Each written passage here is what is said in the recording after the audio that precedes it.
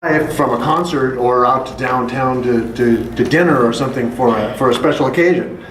It's January or February, it's pouring down rain, it's very cold, it's windy, and we're in nice clothes, or we're in kind of nice clothes. And that's what I think is really important for this station, is to be able to have people use that. It's fun to walk home from the station in August, but it's not fun to walk home from the station in January. And so that, to me, is important. It's important that there are connections made with transit or other ways of getting from the station to where I park my car or to my house. So we looked at transportation and mobility. We feel like we need sitting space. People are going, if we want to gather people, we want people to be there and to sit and to enjoy it.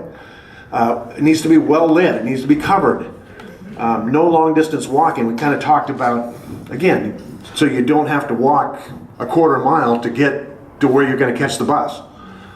Metro services as a carrier, yeah, we want the same thing as everybody else does. We want lots of trips through the city. We'd like to see buses going from the station to Aurora Village to 192nd to City Center and back, kind of a loop. So you never have to wait more than 10 minutes or so during the time that people want to use it. We talked about restrooms, coffee shop, mini mart, things like that.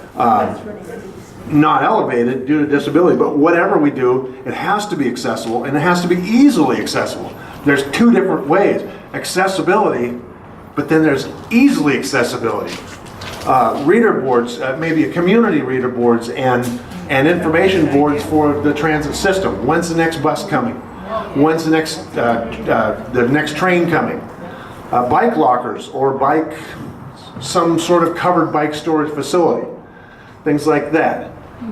Next thing we had, jobs and businesses.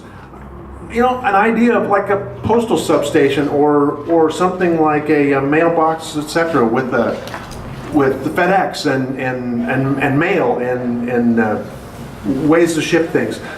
A deli, coffee shop, things like that. Even an automat, which is small drugstores, groceries. We recognize, though, that if there is a coffee shop there or a grocery store, we have to support it as a community, otherwise it'll fail. Because those guys are not going to be not-for-profits. They're going to be profit-driven businesses. And again, community reader board with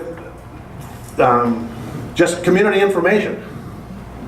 Excellent. Next, for housing, we talked about mixed use, and I don't know that we would really like to see the whole area around the station being 10-story buildings. But a mix of low and high and a variety of things, and clustered housing and townhouses, and mixed types of housing where you have retirement housing and young families in close proximity. Right. The next, we didn't spend a lot of time on that. And then recreation community services, we talked about having grassy areas for pets. You know, a lot of us have dogs and cats, and we don't know if Sound Transit allows dogs on light rail or not. But I drive a lot. There you go, buy a ticket. Orca card.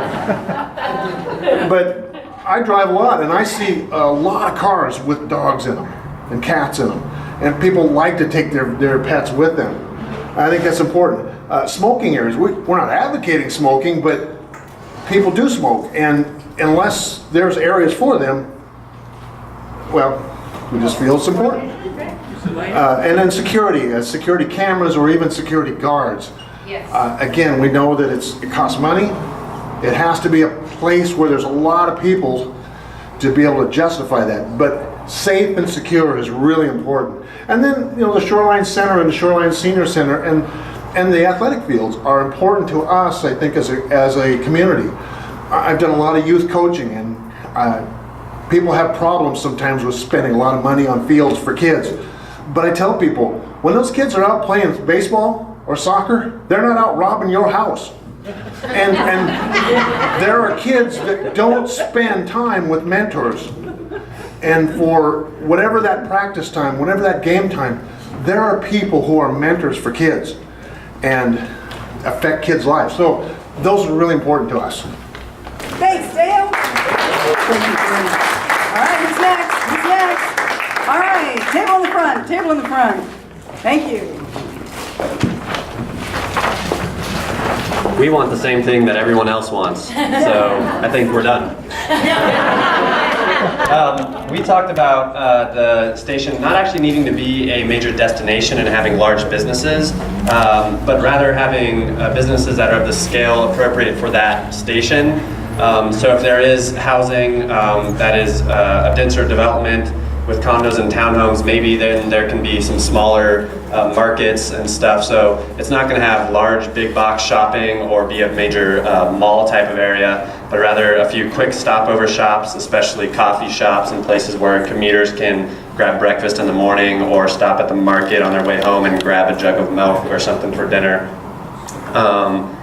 Maybe an auto shop in the area if there is going to be people driving to the station. Some auto services would be great. And then convenience stores and things of that nature. The housing types, like we said, getting away from the low-density single-family home model, but rather having a denser development, maybe 4 or 5 stories with some small businesses on the bottom.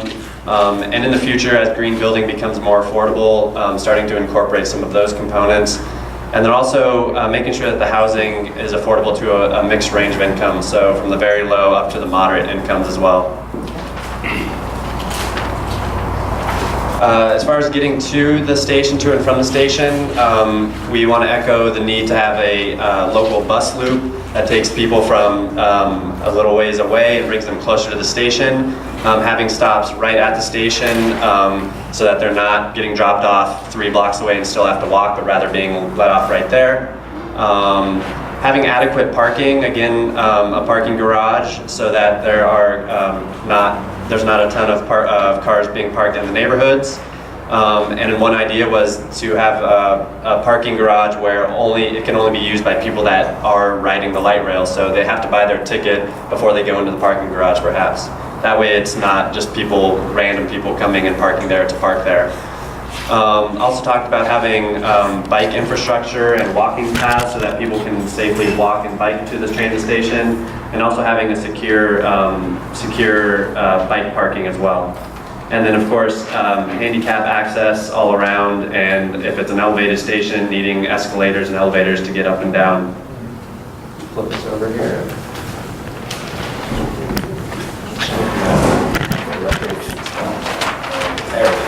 Recreation, having the built environment balanced with some green space and some park space, place where people can exercise, again, pet-friendly areas. Seating, again, especially with shelter, as the last gentleman just said. January and February are a drag here, obviously. Well-lit parks so that they're safe environments, so that if you are getting home late at night or early in the morning going to work in the dark, things are well-lit and it's comfortable. Having restrooms. Yes. If there is a large number of people living in the area, maybe a library and a community center would also be appropriate. All right, thank you very much. So I think we have 2 more groups for sure, maybe 3. And what I'd like the last